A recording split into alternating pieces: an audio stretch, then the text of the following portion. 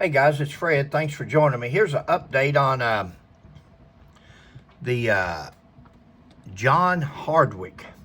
He's the elderly man from Danville, Kentucky, who was arrested by the Danville PD. He was arrested for AI, resisting arrest, shoplifting that he never left the store, went to the counter and tried to buy. He was trying to buy some beer. He just didn't have his ID with him. AI, because he's got dementia and looks puzzled, looks confused, but he was buying beer, so they put the confusion along with the buying the beer and thought, well, he must be drunk. Resisting arrest, for which he never resisted. He was a 70-year-old man almost, and they put him on the ground, run his head into a cash register, punched him many times. One officer puts his leg in front of him and trips him for a leg takedown onto the concrete floor.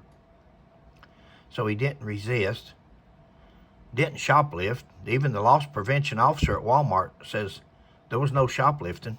He never left the barrier. He never left the security of the store. Let's watch the video. This is a follow-up. Good evening, I'm Larry Smith. And I'm Megan Mannering. Over the past 2 weeks, we've been following through and covering the outrage sparked by the arrest of a man with dementia at a Danville Walmart.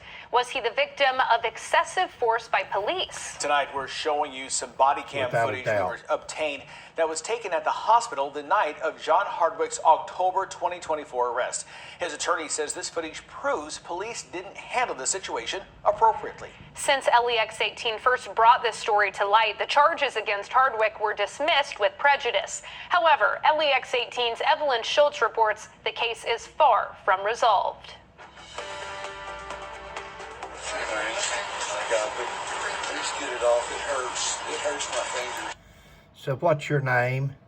He said, Officer Godby, please get it off. Please, it hurts. See, this is somebody with dementia. I know you've probably heard it before, but my mother had dementia 5 years. We kept her the last 5 years. And this is like my mother here. She couldn't be mean. It was just, please get it off. It hurts. Instead of him being upset that he's arrested, he's been manhandled, he's been tucked to the ground, he's been beat up, struck. He's not upset. He's just said, please get them off. They hurt. This is new body camera video released Thursday by attorney Ephraim Helton. You can see John Hardwick at the hospital after his arrest at a Danville Walmart October 15th. I don't need anything. I understand, but you have to answer my questions to Every time we get additional body cams, it is more favorable to Mr. Hardwick and it is more damaging to this city. Take a look as officers text, skeptical of Hardwick's dementia diagnosis.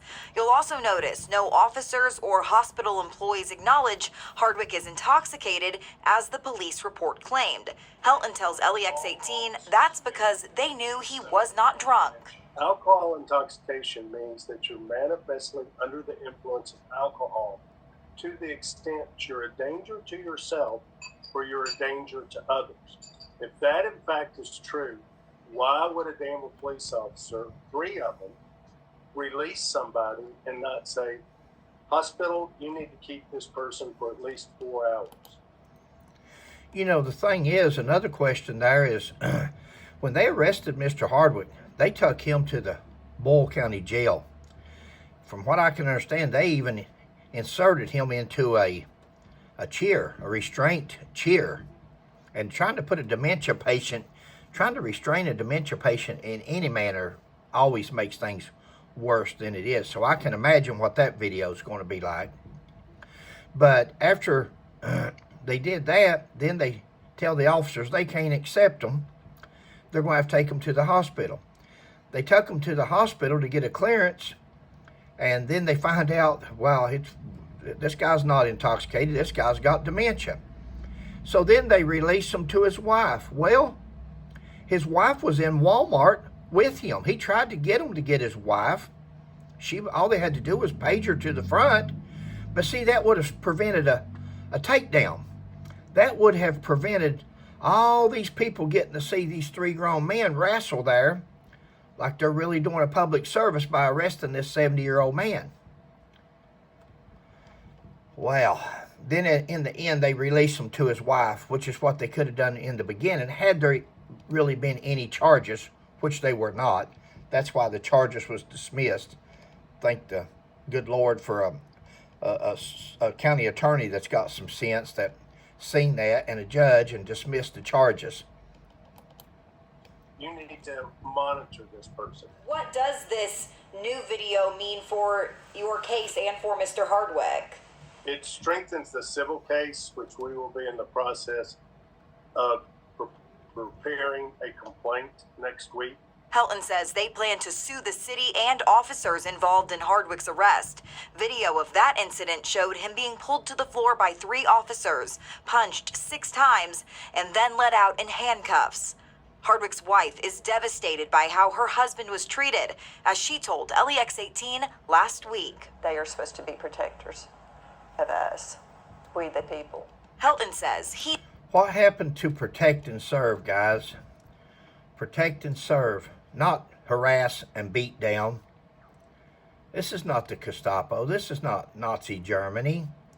We're supposed to be there for the people. Again, I'll be the first to tell you that sometimes it goes without saying you have to fight. Some people just don't want to go, but it's not the elderly, it's not the dementia, this is elderly abuse. Had this been a 20, 30, 40-year-old man actually intoxicated and actually wanting to fight, and they're out there, nobody would be saying anything. This was 3 grown officers having a beatdown of an elderly man with dementia. Where's your compassion? Where's your heart? Where's your protect and serve? he's determined to get justice. But I think the cover-up started on October 15th, 2024. I don't think they ever thought it would go this far. I think these officers believed it was going to be dismissed. And there wouldn't be somebody like me that would have dug into this and discovered what I've discovered, which is very disturbing. Evelyn Schultz, LEX 18 News. Helton says they still don't have body camera footage from jail or Hardwick's transport there. As of this afternoon, an online petition has more than 14. You know, guys, it's never going to get justice for Mr. Hardwick. As a dementia patient, he's never going to forget this. They remember the bad things more than they do the good for some reason. He's never going to forget. And no doubt he's woke up with nightmares. No doubt he's woke his wife up. Or this is going to be something that sticks with him the rest of his days in his dementia mind. It's going to. My mother, one time we was watching Little House on the Prairie. We could only let her watch stories like that because if she saw something else, it's like she was living it. And she watched Little House on the Prairie about 2 or 3 o'clock that morning. She's screaming and screaming and carrying on because we had gone to bed before the movie was finished. But Little House on the Prairie was about a little girl falling in a well. And a midget from the circus happened to be in town. And everybody had been making fun of that midget. Well, the midget's the one that finally went and saved the little girl down in the well and was the hero. But we went to bed that night not thinking while the little girl was still in the well. We just turned the TV off and good night, said her prayers, and went to bed. And she wakes up 2 or 3 o'clock in the morning. She's screaming and hollering and carrying on. And we didn't know what it was. And she said, that little girl, she's in that well, little girl. And so Sheila went and found that story on YouTube, rewound it to that part, and we showed Mother where the little fella went down in the well and pulled the little girl out and saved her. Mom went to sleep the rest of the night and it was over. But she wouldn't have had it no other way. Had we not showed her that video, she thought for sure that little girl was still in that well, and it was in real life. It wasn't a movie. Anyway, I'll finish up here.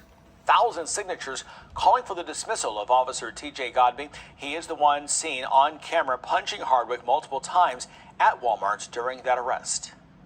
Also today, LEX 18 obtained a copy of the response to resistance form filed for the October incident.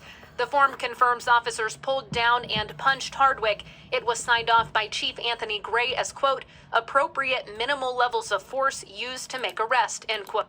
Appropriate. Then we wonder why we have officers like we do.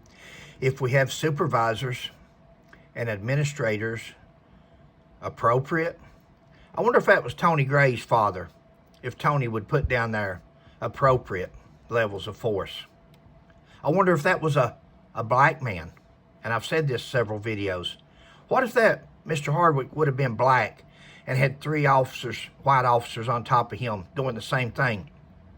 Same use of force, same abuse, but had he been black, Walmart would be shut down right now. They would be picketing and rioting in the streets.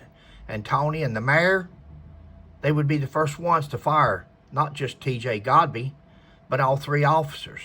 Why is that? You know, everybody says, oh, we hate racism, and we do hate racism, and I hate to bring it up, but it's funny how nobody says anything about it when it's brought up on the other side. So let's bring it up here.